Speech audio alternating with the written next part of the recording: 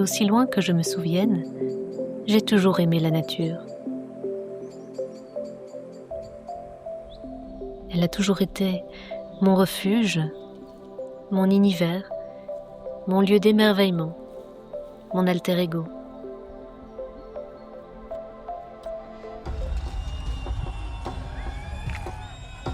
En grandissant, j'ai pris conscience des dangers qui la menacent, qui nous menacent. Réchauffement climatique, érosion de la biodiversité, pollutions diverses. Le déni est bien tentant, mais la réalité nous rattrape. L'effondrement semble proche, voire est déjà en cours. Pourtant, l'écologie est sur toutes les lèvres. La science est claire, c'est nous les responsables. Les catastrophes climatiques s'enchaînent, incendies, inondations. Si la majorité des gens semblent d'accord qu'il y a un problème, comment expliquer que la société poursuive sa marche destructrice ?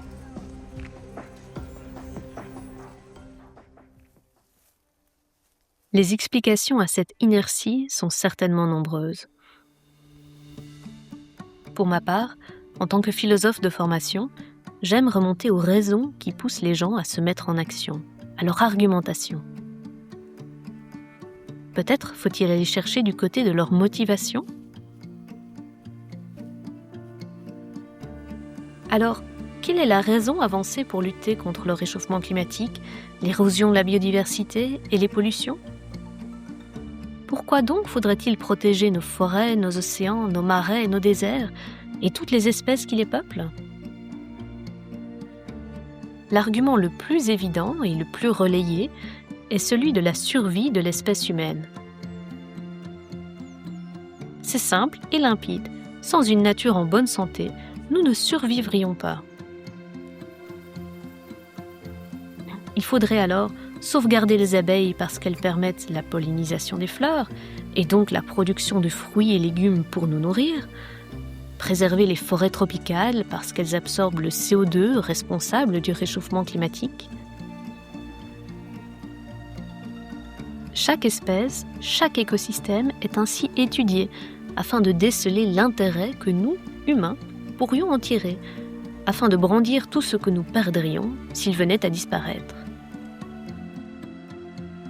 Tel est le discours dominant aujourd'hui dans les médias, le monde politique et même le milieu associatif. Il faudrait protéger la nature pour notre survie à long terme.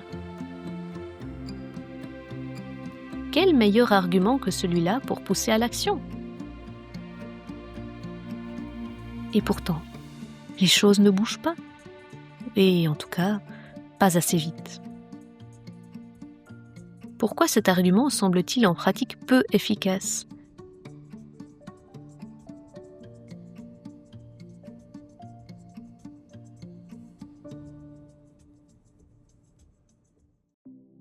Il y a quelques années de cela, je me suis mise en quête, avec mon mari, d'autres raisons de protéger la nature.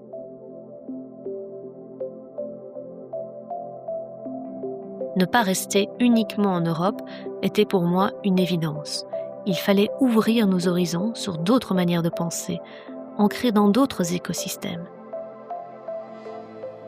Aujourd'hui, j'aimerais vous partager mes découvertes, mes réflexions, et diffuser la voix de toutes ces personnes magnifiques qui nous ont fait l'honneur de nous expliquer au nom de quoi elles se battaient au jour le jour.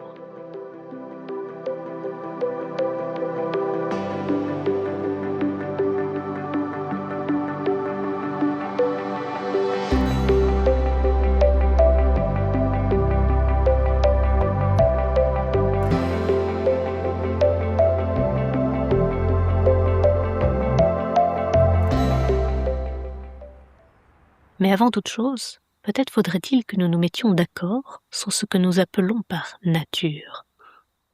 Ce mot, qui n'existe pas dans toutes les langues, peut en effet prêter à confusion.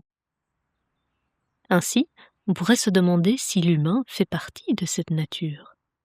Certainly we are. And this is, in many ways, even a strange question to ask. We have really, I would say, become alienated from ourselves, from who we really are, to even ask the question, are we part of nature? we can blame a long history of Western philosophy. We always find this idea that we are somehow thinking and not a body. And this body is one way to think of ourselves as being natural, as being part of nature.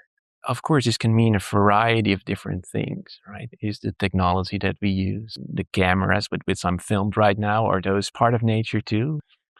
We could say it is.